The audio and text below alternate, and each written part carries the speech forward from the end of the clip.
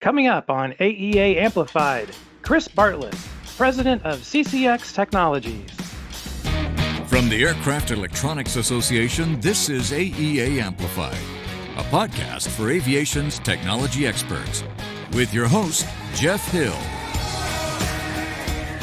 Hello again, everybody, and welcome to another episode of AEA Amplified. Hope everyone out there is doing well and is safe. It is mid-November, and I'm your host, Jeff Hill, the Director of Communications for the AEA and the editor of Avionics News Magazine. And with me today is Chris Bartlett, and he is the President of CCX Technologies, and that is an AEA member company since 2018 with headquarters in Ottawa, Ontario, Canada. So Chris, thanks for joining us today, and let's talk a little bit about cybersecurity and avionics. But before we get into CCX business, share with our audience, if you don't mind, just a little bit about your personal aviation story. How did you get the aviation bug, and how did you end up at CCX? Thanks, Jeff, and appreciate the opportunity here. I mean, I don't know if there was a single moment. Growing up, I grew up in northern Canada, and the house that we lived on was on a point in a lake, and there's a local airline that would fly bush planes, some de Havilland Beavers, de Havilland Otters, and there was even a Cessna on floats there that would fly into northern lakes, and they would literally fly right over the house all the time as I was a kid. And I think just the awe of seeing a bright yellow beaver, for example, water still dripping off floats, basically going over our house. It was inspiring at the time, and it was always kind of been a special place in my heart for aviation. I will never be a pilot. I don't trust myself to be a pilot.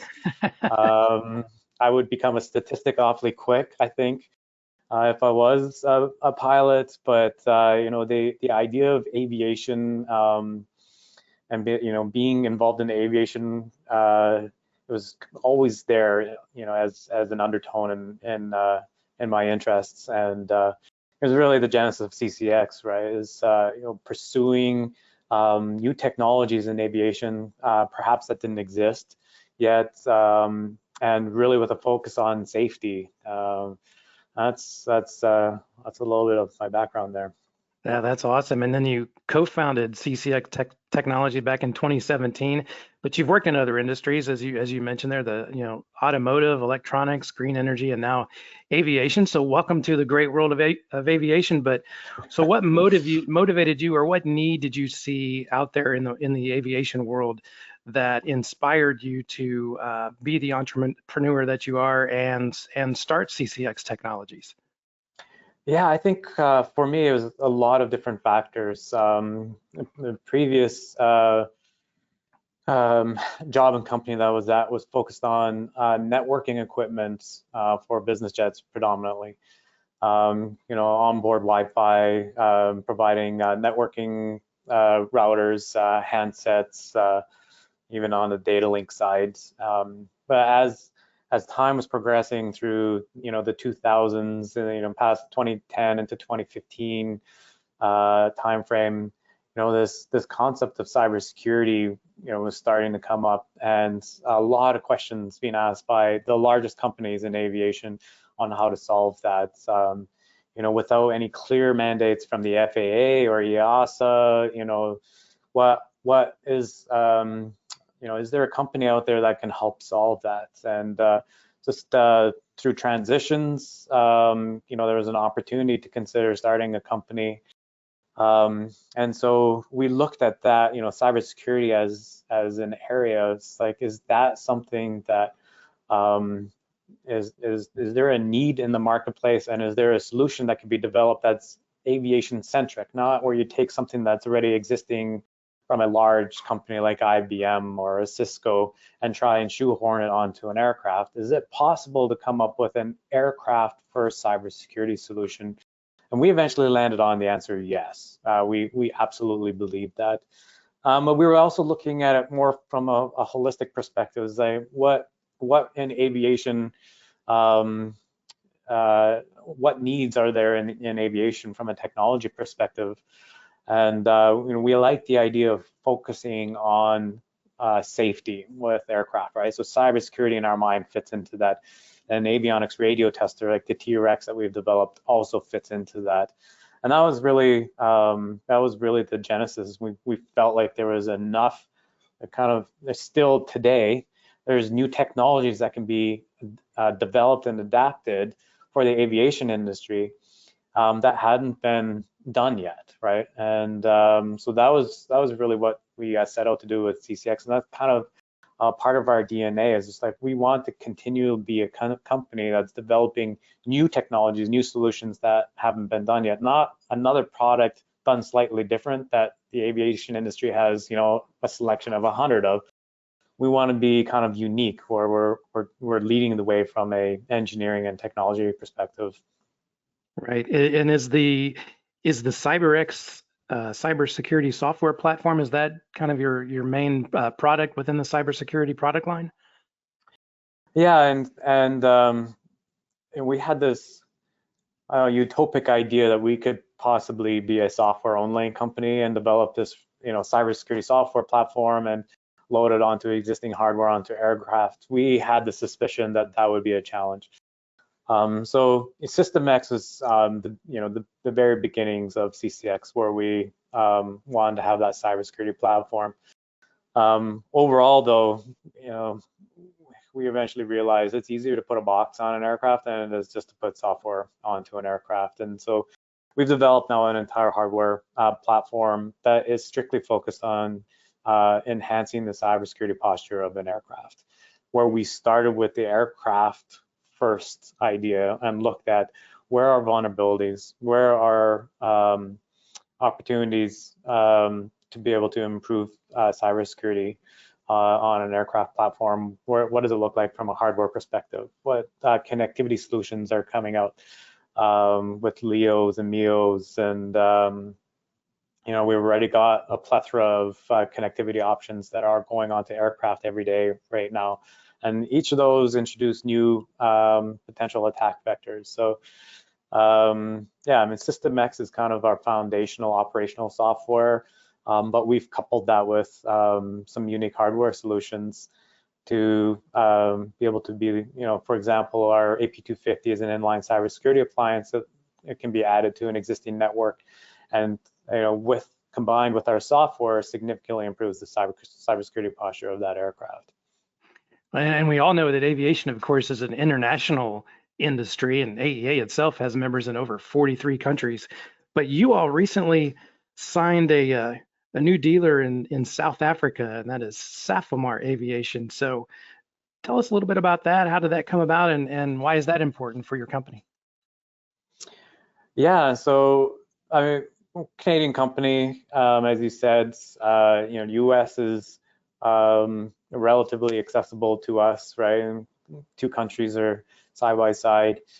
But when we get into areas like Africa, it's a different world, and it's a world away, and a different world, and it's an emerging market for aviation and connectivity. And I think it was Inmarsat that pegged it as a market expected to grow significantly over the next 5 years. So as we look at these emerging markets, we try and identify what is the best way to be able to expand into a particular market. And Safomar is an innovative dealer, and over a number of conversations, the fit was just there. They're willing to pursue new markets and industries, but at the same time, they have access to VVIP type customers, government aircraft in that region, right? Not just South Africa, but in other African countries around them. And so it was just kind of a good fit for us to work with Safomar and sign them up as a dealer, and bring them up to speed on the cybersecurity solutions that we have, and be able to offer it to their existing and future customers. We were really excited with finding a company like Safomar.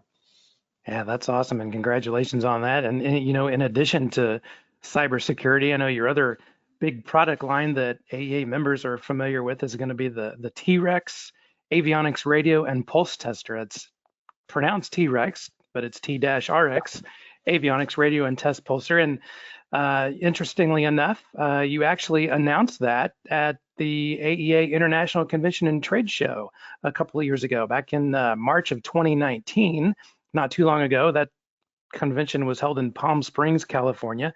So why is that product of such high interest to the AEA repair stations, and how does it serve the general aviation market exactly? Yeah, and I don't think we could have picked a better venue, right? The AEA convention in Palm Springs was a great venue for us to launch a product like the TRex. You know, we looked at testers for various reasons and started realizing that there's an opportunity for a new generation of testers. As we looked at, maintenance technicians and kind of the demographic of people that are coming into the industry now, they're used to touch screens. They're used to their devices in their pockets being able to do a lot of functions, right, all in one. It wasn't too long ago, 10, 15, 20 years ago, when the existing test equipment that is in the market was developed, where this idea of segregated technology existed, right? You would have a phone that was dedicated as a phone, the flip phones, and very quickly all of that kind of merged together from a technology perspective, and we have people that are completely used to that. So we looked at it and we decided there was a way of just developing a tester that could do a whole lot of functions all within one device as a touch screen, make it portable, integrate as much of the technology as we can. So we integrated antennas into it, so you don't have to have external antennas. In some cases, you may need to from a size of aircraft perspective, but that was the idea. It's like, let's give the market a brand new piece of test equipment that represents technology that exists today, right? Lithium ion smart batteries and color touch screens, and include as much functionality as possible, and design it in a way where we can continue to add functionality to it as either customer demands or new technologies or solutions come out for aircraft. So that's what we did. I mean, the TRex can test. We have over 100 different tests that we've done to it. We've added to it already, and so all the major radio and pulse tests combined, including some additional ones like ARINC 429, for example, is now capable within the TRex. Well, it has been received really well by the AEA members, and you could tell that this year at the two Fall Connect conferences that took place here in the United States about how interested the repair stations are in the product. But it also sounds like that you had a recent software release on the TRex. Is that correct? Yeah, when we launched the product in Palm Springs in 2019, we had a prototype working, and we're getting close to releasing our first production units, which I think came out in August of 2019. And when we announced it, we listed out a full list of functions that we wanted to include. We've been continually working on it and engineering all of those functions. And the last software release that we just did is the finality in terms of all the functions that we had committed to the customer base are now fully released in the TRex. And it's actually something we're very proud of, right? We set out to do something, we announced it, we committed it to the market, and we worked really hard at making sure we delivered everything we committed to start off with. There was some challenges there. There was some significant engineering effort that we had to figure out to be able to accomplish what we wanted to.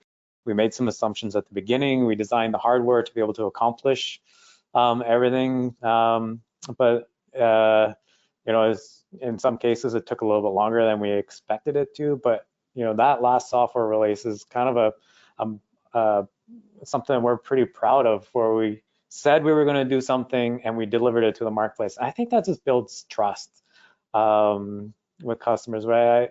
been in the aviation industry for a while now. We've all seen it, where these grand announcements have been made. Right. People get excited, and then there's delay after delay, and maybe even never makes it to the market, right? And so I'm really proud of what we were able to accomplish there, right? A brand new piece of test equipment to the industry, delivered when we said we were, now with all the features that we said we're going to be on there. I'm excited, and our customers have been overjoyed with it as well. So we constantly get good feedback from them on it. Well, that is great news. And once again, we are visiting with Chris Bartlett, the president of CCX Technologies here on AEA Amplified. And this podcast is brought to you by Avionics News, the monthly magazine of the AEA and the largest single representation of repair stations in the world. Avionics News is read by industry decision makers, and that includes the owners, managers, and technicians of all those government certified repair stations in more than 40 countries. So who are these people? Well, these are the folks who sell, service, and install avionics, as well as the maintenance facilities and FBOs, along with thousands of aircraft owners and pilots. And to fulfill all of your reading preferences, Avionics News is available in print, online, and via mobile apps for Android and iOS devices. For a free subscription, visit avionicsnews.net. And if you don't have it on your phone or laptop yet, you probably haven't downloaded the app. So fix that right now and get Avionics News on Google Play or download it on the App Store. So Chris, CCX Technologies opened a new office recently, and that is at the George Walker Field in Bedminster, New Jersey, here in the United States. I know your headquarters are in Canada, as we mentioned earlier, but that new location is obviously to serve the U.S. market. But why did you end up expanding into New Jersey? Yeah, exactly, right. And COVID helps for that along to a degree. The borders are closed. We aren't able to travel into the U.S. But as our market continues to grow, as we take on new customers seemingly every day right now with our TRex testers, we're getting feedback around calibration services, wanting them to be in the U.S., but also just the ability to be able to support customers in the U.S. So we decided that it was the right time to be able to expand into the United States, and around New Jersey area made sense. One of the key contributors to TRex as a product is Terry Markovich, and he's based in that region. We also like the idea of being at an airport and get access to aircraft. So we, as we do a software release, for example, we're able to, right there at our office, be able to walk out into a hangar or out onto the field and be able to validate, new software or functions, or troubleshoot if we do have issues. We get customers asking us questions. It's like, hey, we've got this particular piece of equipment on board an aircraft. Can't seem to get it to work. You're able to try it, and we go find an aircraft that has that piece of equipment and go and validate whether it's an issue or how they can actually go and use the TRex piece of test equipment.